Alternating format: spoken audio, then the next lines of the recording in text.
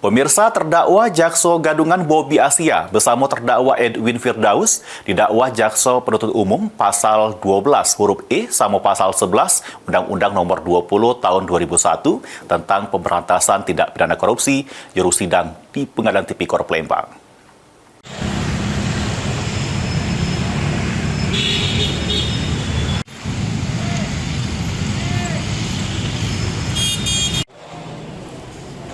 Terdakwa Jakso Gadungan Bobi Asia bersama terdakwa Edwin Firdaus jalani sidang perdana di Pengadilan Tindak Pidana Korupsi pada Pengadilan Negeri Palembang kelas 1A khusus.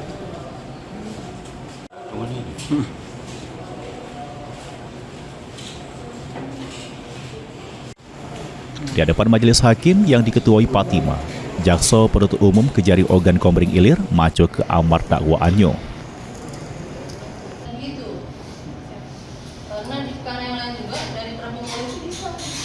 Terdakwa Bobi Asia yang merupakan pegawai negeri sipil di Kabupaten Waikanan didakwa ecek-ecek jadi jakso dari Kejaksaan Agung Republik Indonesia dengan gunakan seragam sama atribut lengkap untuk meyakinkan ke sejumlah pihak kalau dirinya bisa nangani sama menyelesaikan berbagai macam persoalan terkait tindak pidana korupsi di wilayah hukum Kejati Sumsel.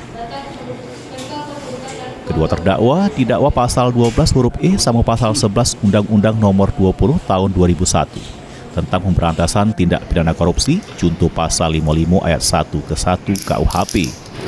Dan yang pidana dalam pasal 11 Undang-Undang Republik Indonesia Nomor 20 Tahun 2001 tentang perubahan atas Undang-Undang Nomor 51 Tahun 1999 tentang pemberantasan tindak pidana korupsi junto pasal 55 ayat 1 ke 1 KUHP. Penuntut umum